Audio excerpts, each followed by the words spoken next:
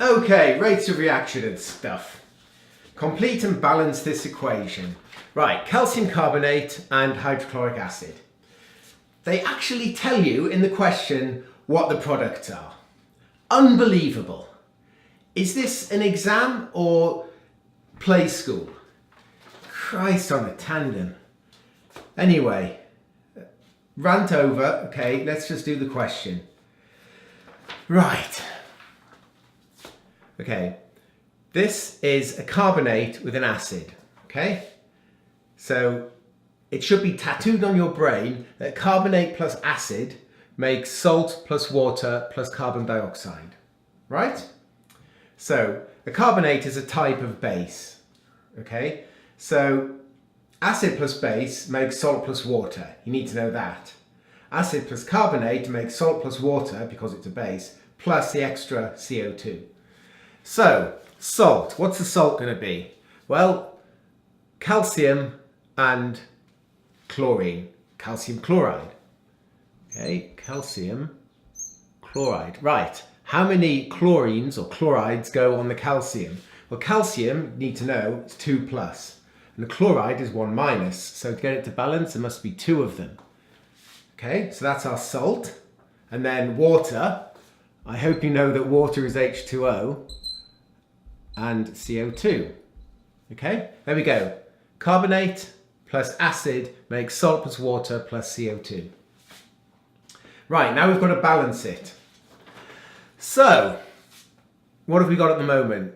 1 calcium on the left, 1 on the right, that's fine. 1 carbon on the left, 1 carbon on the right. 3 oxygens on the left, 3 on the right. Looking good so far. Right, 1 hydrogen on the left, 2 on the right. So let's put a 2 there and see what happens. So now we've got 2 hydrogens on the left and 2 on the right, but it's affecting, that 2 is affecting the chlorines as well. But luckily, we've got 2 on the left and 2 on the right. So it's now balanced. Okay. Right, now this thing. So, state how line B gives the results for the larger marble chips. Okay, so we're using these marble chips to catalyze this reaction.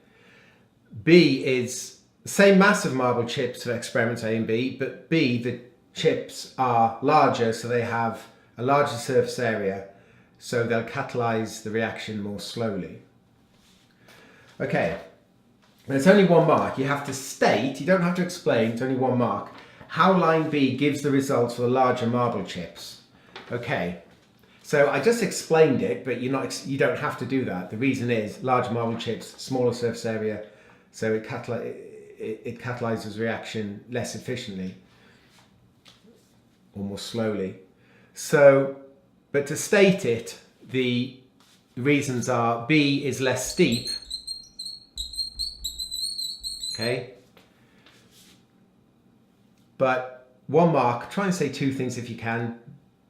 Hedge your bets just to be sure. Okay, you can also say that B flattens out later. So you say that, and I would definitely also say B flattens later. Or the reaction reaches completion later. Completion later. Okay, because when it flattens out, then the reaction's over.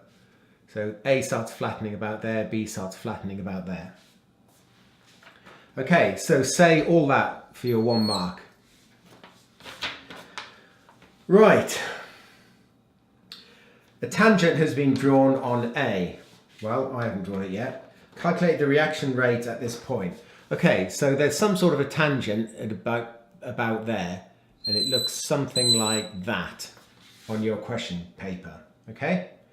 So, at that point there, if that's the tangent, then if we work out the gradient of this tangent, then we have the reaction rate at that point.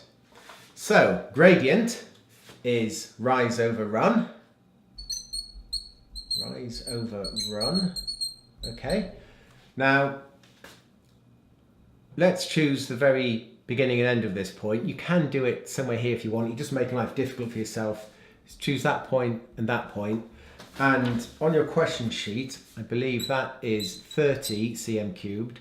And going across there, that's 90 cm cubed. Okay.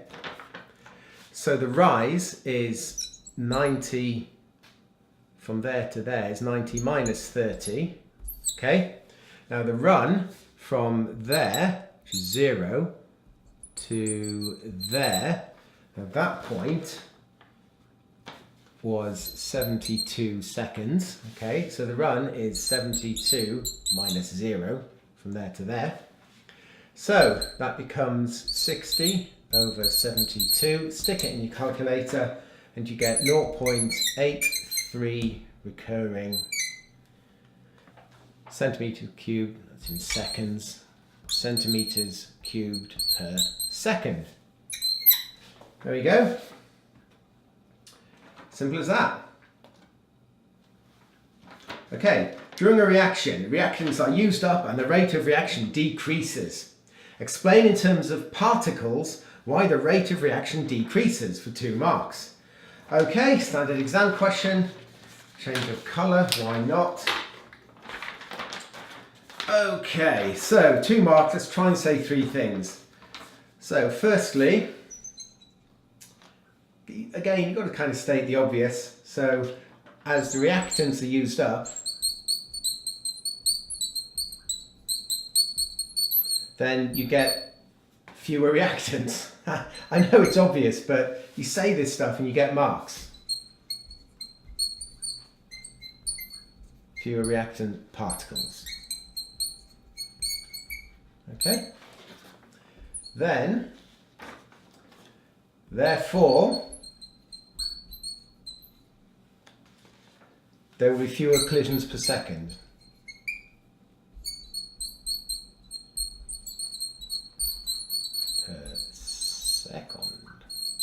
Okay. Mention collisions in these sort of questions. It's all about collisions, the reactants colliding in order to react to form the product. So you have to say fewer collisions per second. And therefore,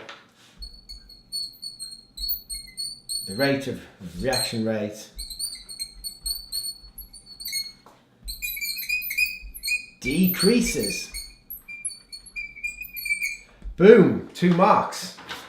Okay, and again, I always mention this, use the word therefore rather than the word because, if you can, okay? Say this, therefore this, therefore this. It flows in a nice logical order.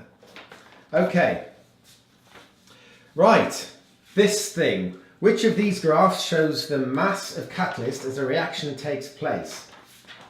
Right, the particular reaction they talk about in this question is catalyzing the decomposition of hydrogen peroxide with manganese oxide. It's kind of irrelevant. This is true of all catalysts, okay? So,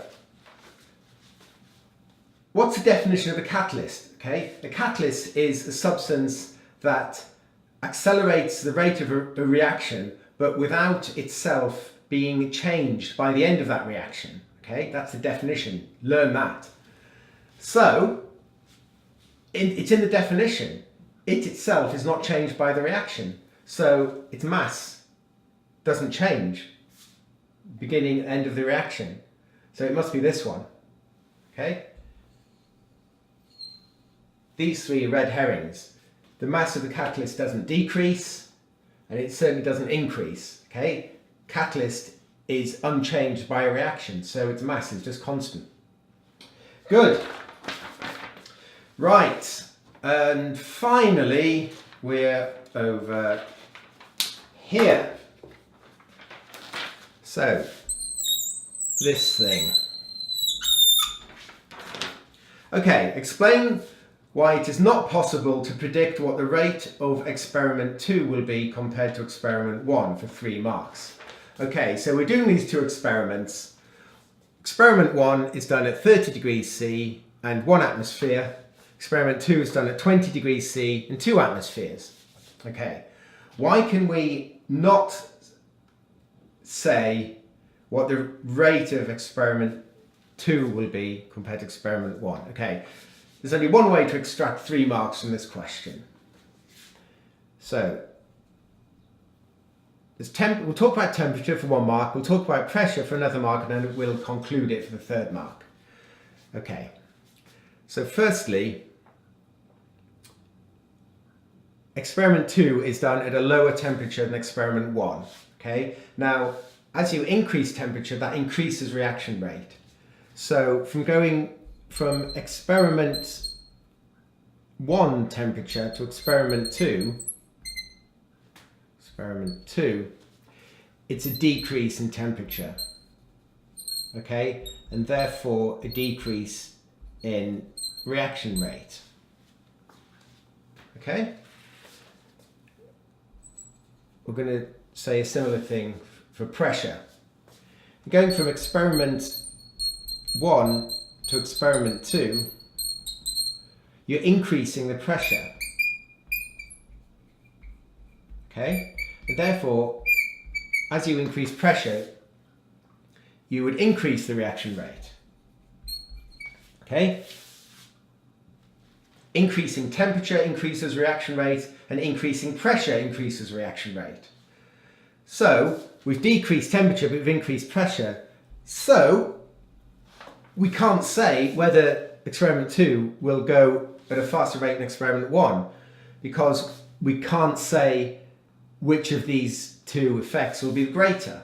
Okay, we've decreased the rate by decreasing temperature, but we've also increased the rate by increasing pressure. So who knows which one wins? And that's our 3rd mark. So how are we going to express that? Let's say, we can't say which of these has a greater effect, which has a greater effect. There we go. Done.